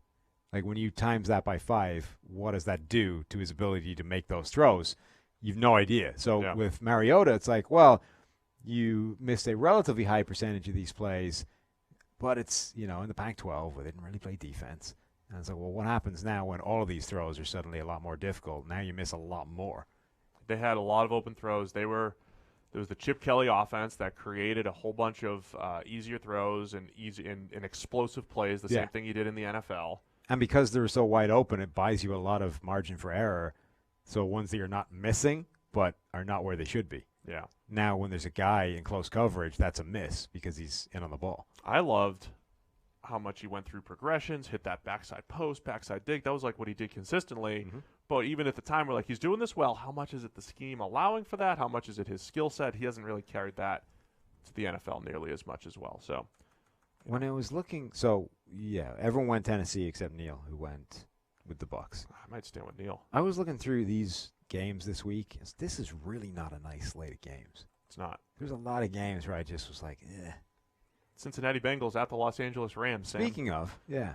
So the only thing to watch in this game is the Bengals presumably trying to place every one of their players into the shop window of some way, shape, or form. So who has a good game for Cincinnati so they can get the hell out of there, especially be with the traded Rams somewhere else. The Rams love shiny objects right now. So anyone that shows up and has a good game this week could be traded by next week. Trade for Geno Atkins. Put him next to Donald. Geno. I mean, A.J. Green's not going to be back, but, Tyler Boyd, Tyler Eifert, just anybody that could possibly get traded needs to have the game of their life so they can get the hell out of Dodge and not have to suffer through this anymore. And obviously, I want to see our highest-graded defensive player once again, Aaron Donald, against the Bengals O-line. Did you say Donald bounce back? Oh, Darnold bounce back. I'm looking at the wrong game. Darnold bounce back. It's like, what is he bouncing back from? A 92 grade instead of a 94 grade. Everyone with the Rams. Everybody with the Foregone Rams. conclusion. New York Jets at the Jacksonville Jaguars. This is your Darnold bounce back. This is what I said. Darnold bounce. It should say a question mark. Oh, okay. Because people think, I don't know. When you look back at quarterbacks and you look at, say, David Carr, not Derek, David Carr, and it's like, oh, well, he had this terrible offensive line and it screwed him up for life. And people say the same thing about Blaine Gabbert. Like, oh, man, he was – I mean, you talk about seeing ghosts. Like, he lived with ghosts in the pocket, Blaine Gabbert. I mean, he was cuddling ghosts. That's how he lived. Cuddling ghosts. Yes, that's how he lived. And people look back and they're like, well, if you have that bad first or second year, you just can't come back from it. When I think, like, the analytical point of view would just be like, well – that's just who you are. Like, let's not look for specific reasons why you're bad. The easy explanation is you're just not good. That's it, right? So is Derek Carr just not good? David Carr just not good, and he happened to be in a bad situation, or did it truly affect him going forward? So my question about Sam Darnold, is this one of those things that's like he's exposed, he is going to actually have this affect him? Because like I said, he was not only seeing ghosts early, but like when he had a clean pocket and throwing cover 2 shots, he's missing them by a mile. Like, is this going to mentally affect him going forward? Or is it just more information about his skill set as a whole and our opinion of him just has to go down a lot? Yeah, or to put another way, or to put the way that I texted it to you during the game, what if Sam Darnold was just asked the whole time? Oh, yeah, you said that a lot more succinctly. Yeah. Huh. I mean, that's the real question mark, right? We think of Sam Darnold as this incredibly talented, prodigious player that's going to take a step forward, and we've seen glimpses of him playing really well. We've also seen a lot of play where he's been terrible. Like, not just in the NFL, in college as well. Like, he has a lot of bad tape on his resume. So this is where him coming out, too, is actually similar to the way I view Jameis. Okay, so we only had 1 year of Jameis, 2014. He was good, not great. Mm-hmm. And a lot of us were like, man, he's the lock number 1 pick. He's good, not great here. But I went back, graded his 2013. It was his redshirt freshman season. It was incredible. Absolutely incredible. It was one of the best quarterback seasons I've ever seen in college. And he was only a redshirt freshman. And when I look at Sam Darnold's, and so my point is I said, let's not completely weigh the last season before he goes to the NFL. Like, both seasons matter. And that peak season was incredible. And that's probably still why I'm sitting here 5 years later saying, all right, it's going to happen. I've seen peak seasons from Jameis, even though it was 2013. So Darnold's peak season was his redshirt freshman year. And it was one of those, like, he's doing things that redshirt freshmen shouldn't do. He's throwing with anticipation. He looked like a young Phillip Rivers as a redshirt freshman. And then his redshirt sophomore year, his draft year, it was one of those, remember we said, if you take out 3 games, he's the number 3 quarterback in the NFL. It's like in college. It's Baker, Rudolph, and Darnold. It was like a 4-game stretch where he was literally the worst quarterback in college football. Horrendous. By grades. Yes. And then if you took those away, he was right back at the other end. So now is that just who he is? He's streaky. Entirely possible. So last year he was one of the lowest graded quarterbacks, gets hurt, comes back, had one of the highest grades down the stretch. Is he streaky? Is there no such thing as streaky, and it's just here's this guy with generally volatile play, and you don't know when it's going to show up? It could show up in 4 games in a row. It could show up, every 4th game. You don't know, but it's going to show up. It could show up within a game. Again, comparing to Jameis is inconsistent, but he's consistently inconsistent. Like every single week, there are highs and lows, right? So I have a lot of questions. Yeah. About Sammy. Same. I mean, I think that is the biggest question: is what if he just sucked the whole way? Every now and again, you're going to get those games where it's like, oh, look, there it is. He can be great, and then it's going to disappear again. I'm curious about the quarterback situation on the other side because Foles is back practicing. Yeah. He is now a specter on the horizon for Gardner Minshew, so Minshew has to play his ass off, otherwise he's back to the bench. I saw some concerns. I had some concerns with Minshew against Cincinnati. He looked like a guy, we talk about like the one weakness we've been pulling out, kind of getting extrapolated out. The one weakness we said was like, man, he's not turning it over when he throws the ball, but he's holding the ball too long in the pocket and all that stuff. He looks like he's too quick to run. That's what he looked like against Cincinnati. He looked like he's getting back there, coming off his first read, scrambling too much. Sometimes he'd scramble to throw and make a play. He looks like he's not trusting his ability to read the field. And that was more one game. So is that teams adjusting to him a little bit, giving him different looks? And we've seen like the Saints threw some crazy looks at him a couple weeks ago, did a really nice job confusing him a bit. And he looks a little antsy in the pocket. I want to see how he handles that, especially, going up against Greg Williams. Might see some funky stuff. I'm not interested in any negativity surrounding Gardner Minshew. Oh, I'm sorry. I only want positivity. Oh, I had no idea. Yeah. I only want positivity. Go buy a Minshew shirt. We're all taking Jacksonville. I mean, we're talking about the Jets, who looked like they were ready. Like, the Jets were like the favorite in the NFC a couple weeks ago. They beat the Cowboys. The Jets were the NFC favorites. How absurd a sequence is that, by the way? The Jets really well beat the Cowboys and then look like they didn't even belong in this league against the Patriots. And the Cowboys destroyed the Eagles. And right. That's why college football is so weird because it's like the only data point that you have. Team beat team, like, doesn't work. Yeah. It's all, whatchamacallit? Math theory. Math theory? I can't think. I just lost my... I'll think of it. Denver Broncos at the Indianapolis Colts. There's like the nothing. Theory, if A is greater than B and B is greater than C, then A is greater than C. That. Yeah. The heck's it called? I can't remember. That's got a name? Why are we live? Cut this. Why are we live? We can't do that anymore. Oh, man. Back in the day, we used to screw up all the time and cut. We used to be able to strip out all the idiocy. Now it's out there. YouTube is already closed captioning your fumbling. And God knows what words. Maybe when I say it, go see. Maybe if I say it, they'll tell me what it is.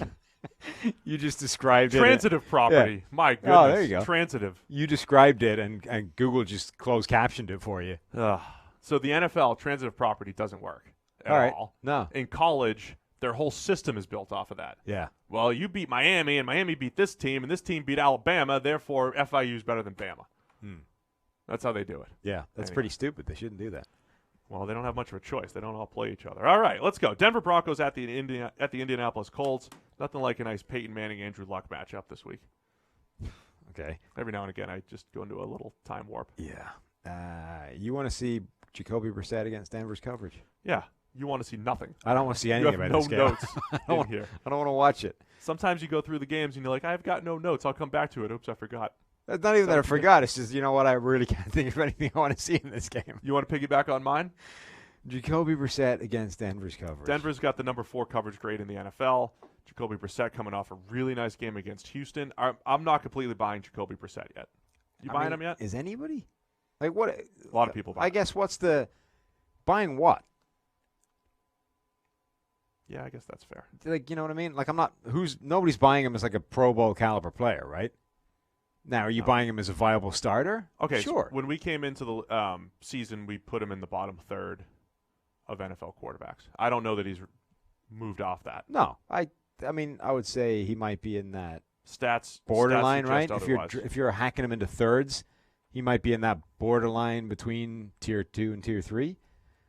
But would you want to put him much higher than that? Anybody?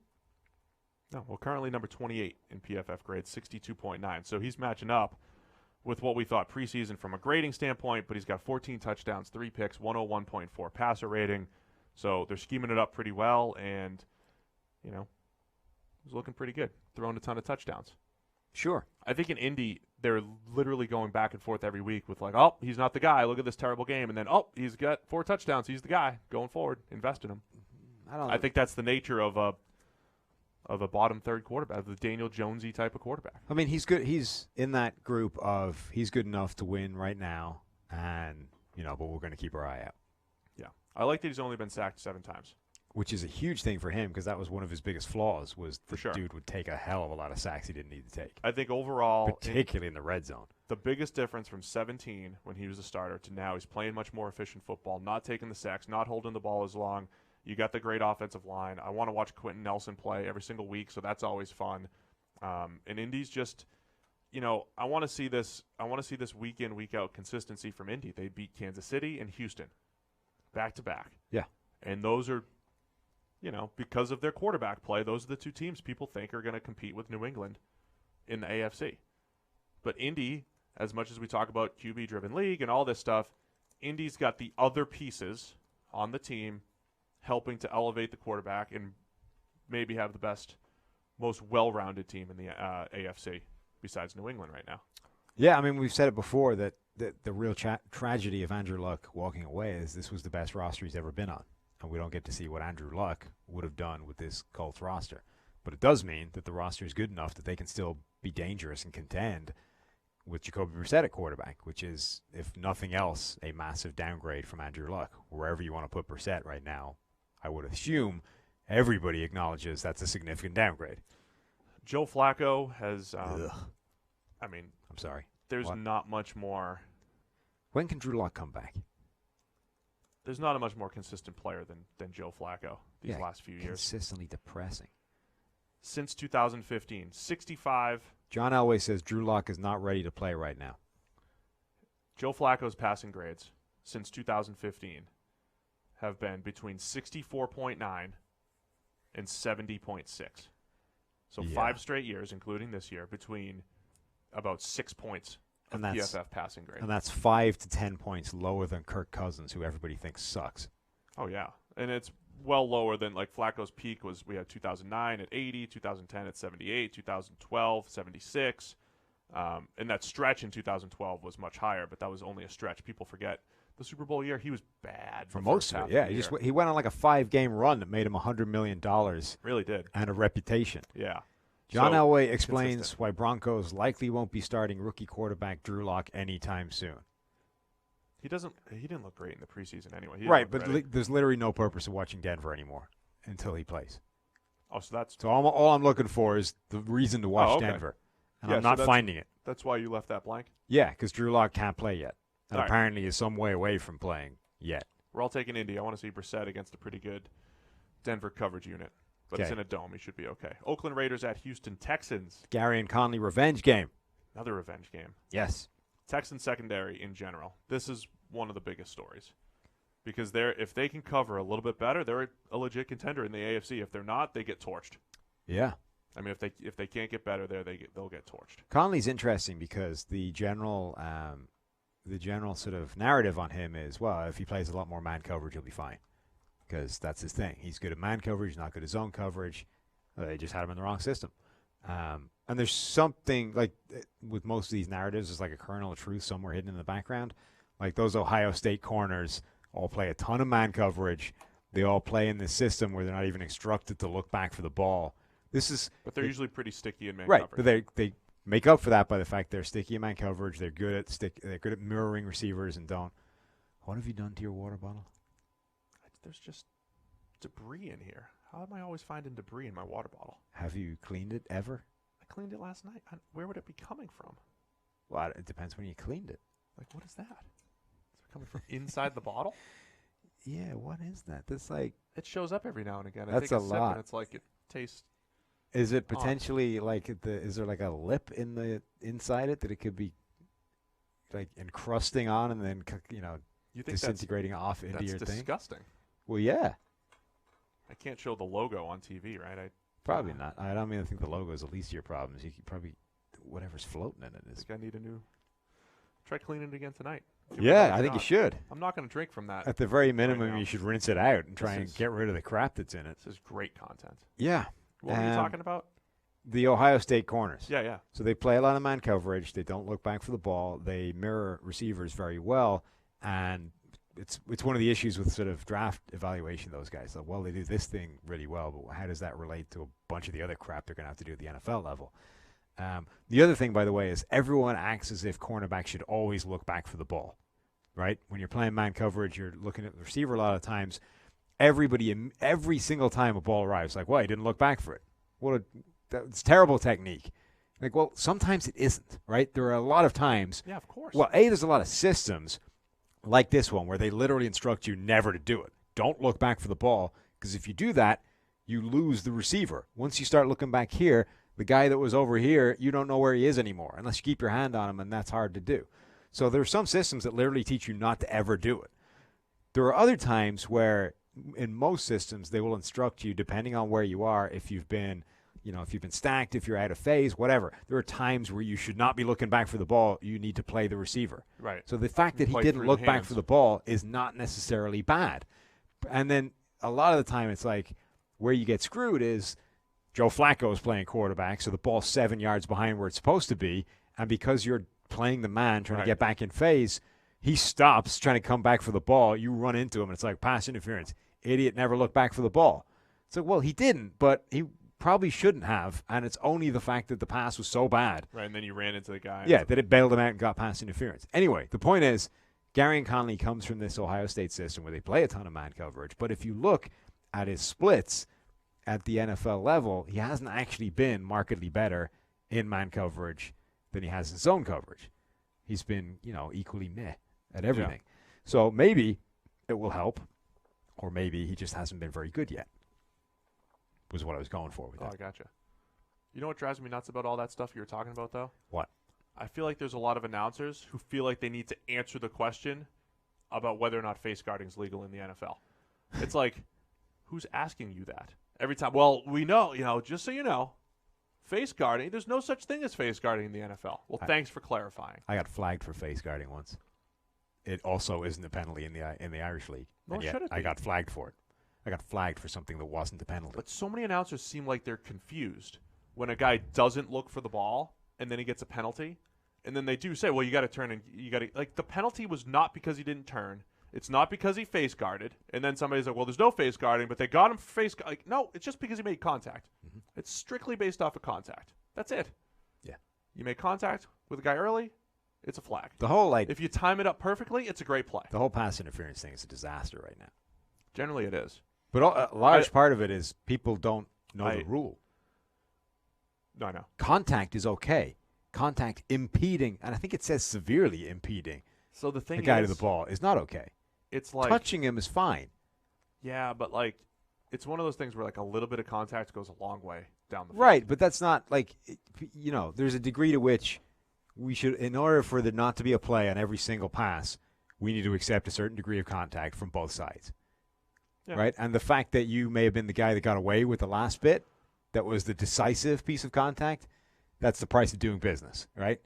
In order to, if I want to throw a flag on that, I've got to throw a flag on every single pass that goes in the air. And I'm not willing to do that. Consequently, you need to kind of suck it up and, man up. When he nudges you at the end, fight through it. Deal with it. Unlucky. Or nudge him first so he can't do it to you. But this idea that, every piece of contact is immediately pass interference because he touched him, that isn't the rule. He has to severely impede him from getting the ball, and he didn't. Yeah.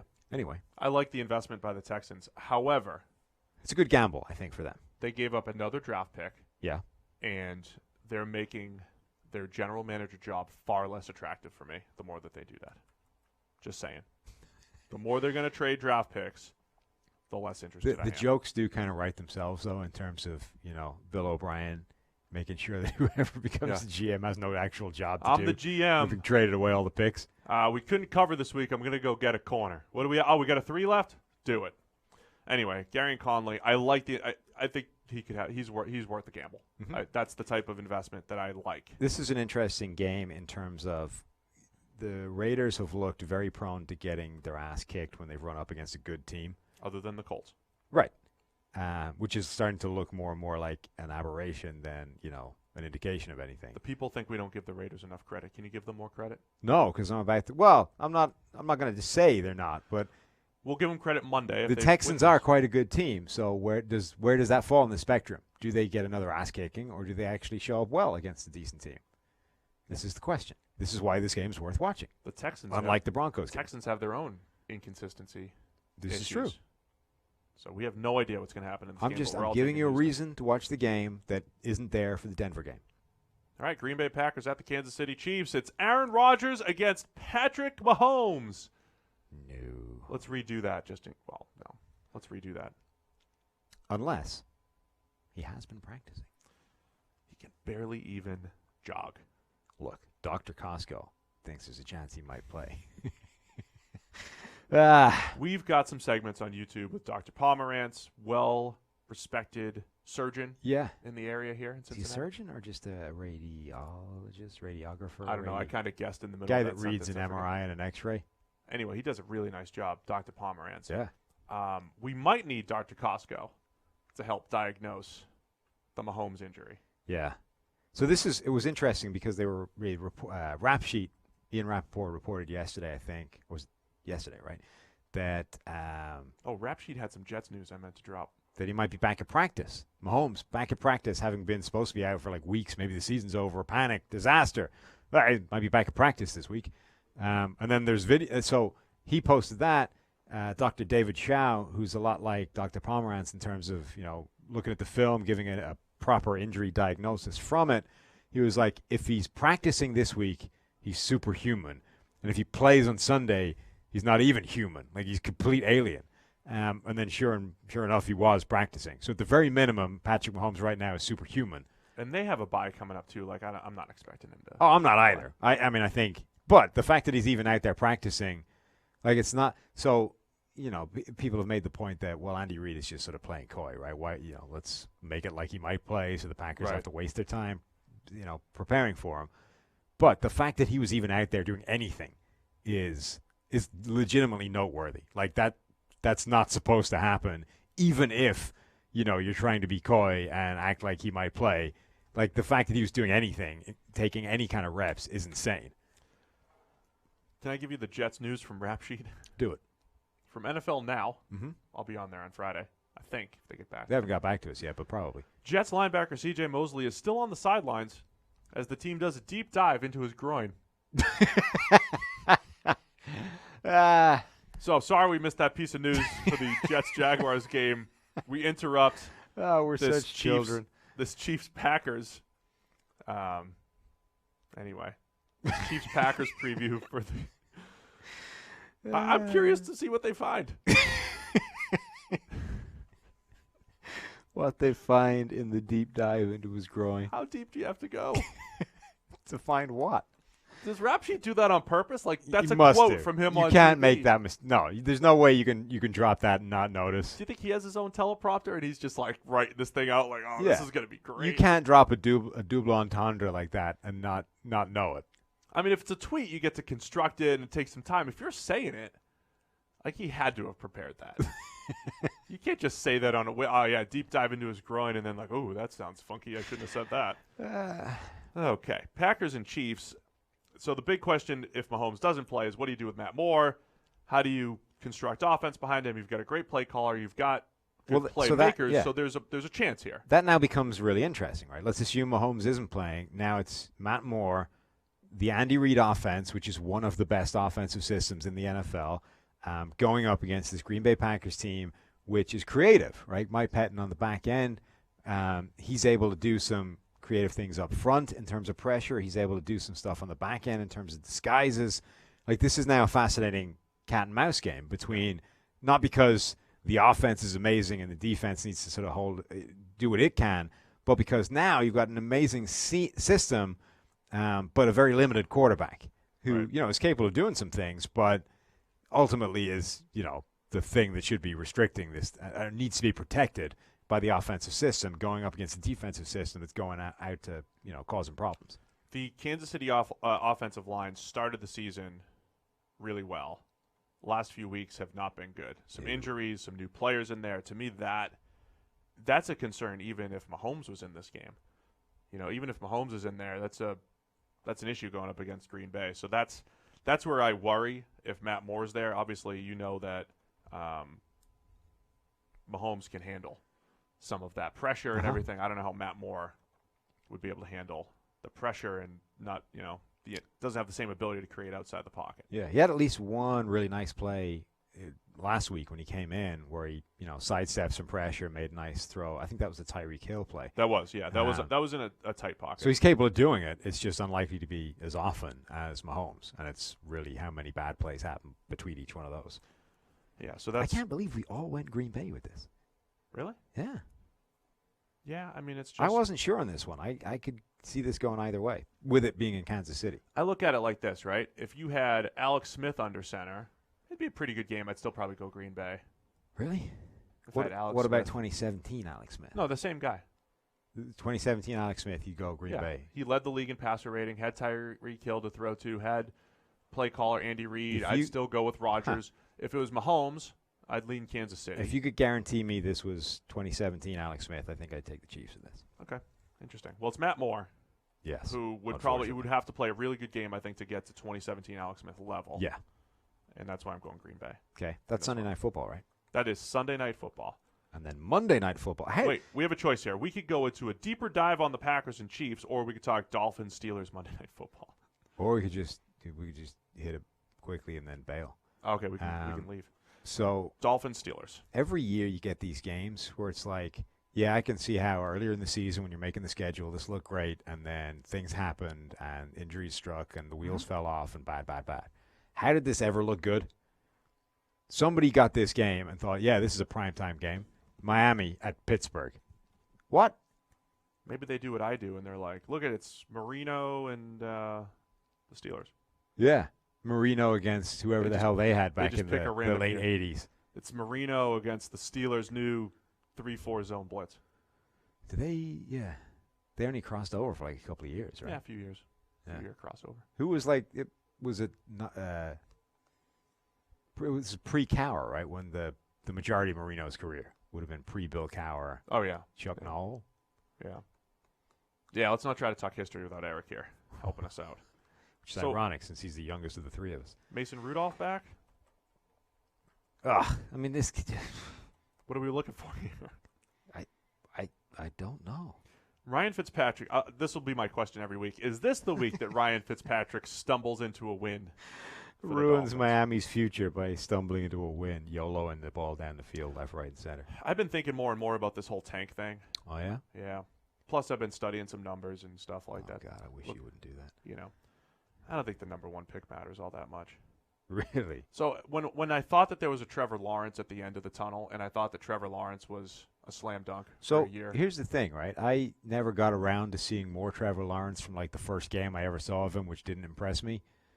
And so all last year, everyone was like, this guy's the best quarterback prospect we've ever seen. Well, go watch more of last year. Go fire it up right now on Ultimate. So I'm like, I never saw any of that, right? So I'm like, well, all I've seen is him not being good. But everyone assures me he's amazing. Yeah. He's the surefire thing. What the hell happened? I don't know. I don't have a good answer. What is it time? The NFL thing, right? Stop getting carried away after a couple of weeks, right? Moderate yourself. Yeah. Things swing back. College, we need to stop getting carried away after one season. That's the best season from a freshman I have ever seen. Okay. It's true. Let's watch him do it again. Otherwise, I don't care. I mean, Andrew Luck's redshirt freshman season was the best I ever saw. He kept it going. I'm and just then saying, Jameis's was the best, and then we're Darnold starting was to close, see. And then we're starting to see quite a lot of players who appear to be amazing as freshmen and then never get better, or in fact get worse. Are you suggesting? Stop telling me I should be excited by that. All right, we'll just be a whole bunch of emotionless bots, and we'll just watch football and say, "Ooh, that was a great game," but don't think about it. Just stop the absurd best prospect ever. The absurd 3 steps on conclusion, right? His first year in college was amazing. Therefore, in 2 years' time, he will be the number 1 overall pick. It will be the best quarterback prospect we've seen in 25 years, and he will transform the Miami Dolphins. You are 7 steps down the road of things that won't ever happen. Stop it. Stop doing that and wait until he doesn't suck in year 2. Cool. So the number 1 overall pick. That's the only thing I care about this week. I'm less worried about. I like the Miami rebuild in that they've got $1 million first and second and third round picks over the next couple of years. That's the good part of the rebuild, not necessarily this urge and need to get number one overall. Because even this year, I don't know if there's a clear-cut difference between Tua and Joe Burrow and Justin Herbert and Jacob Eason and all these guys. I mean, Miami might be in that hole. Let's take two. Let's take two if they're real creative. Nobody's going to do that. Why? Huh? You just do it, man. No.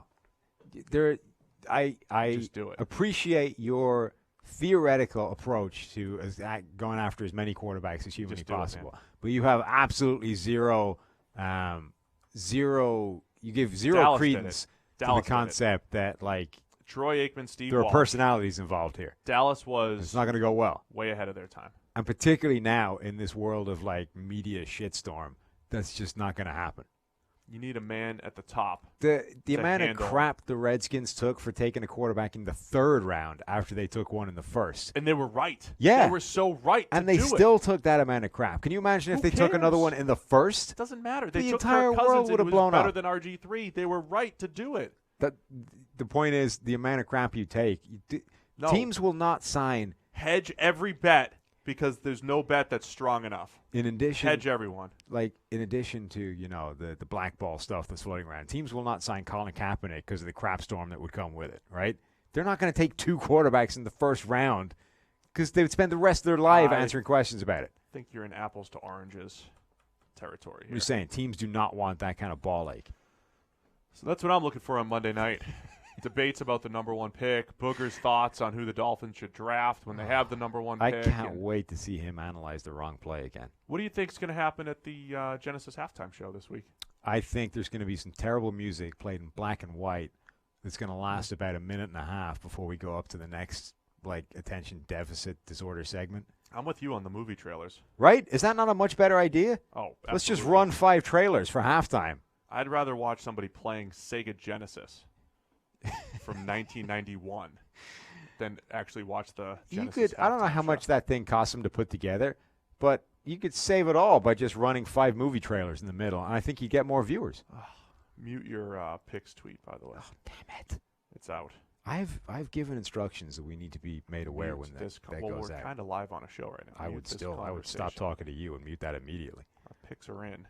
Did anybody alert us? No, they didn't. I'm looking at the pick chat.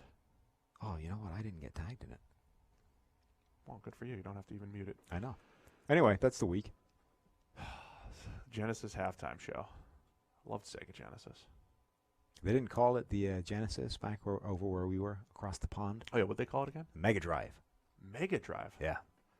Sega Mega Drive. We had the original Sega. Yep. Then Sega Genesis. So your original Sega was just called the Sega? It was just Sega. So we had the Sega Master System, and then it became the Mega Drive. Interesting. So Mega Drive was Genesis. Yeah. The 16-bit system. Yeah. The original was an 8? Yeah, 8-bit, and that was the Master System. Nintendo was 8-bit. Yeah. Original Sega was 8. Super Nintendo. So then we had this quick experiment with Sega CD. Yeah, that was a disaster.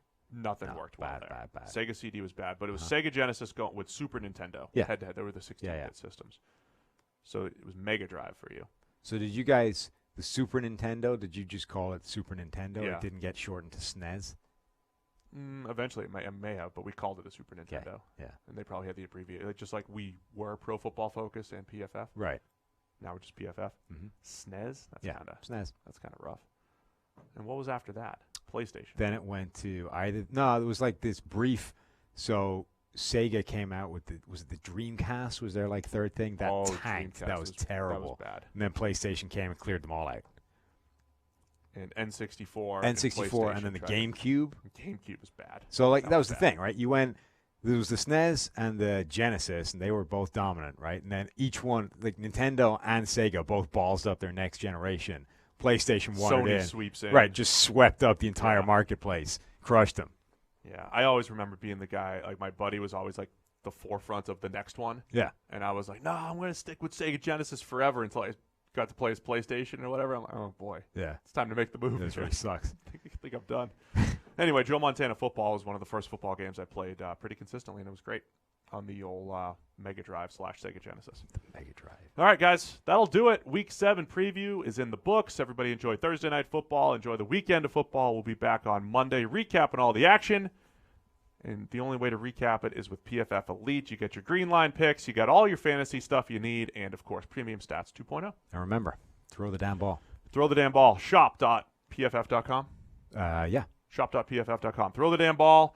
Or life advice. Always creep back toward average. You having a bad day? Right here. Creep back toward average. Go for it. See you guys. Talk to you Monday.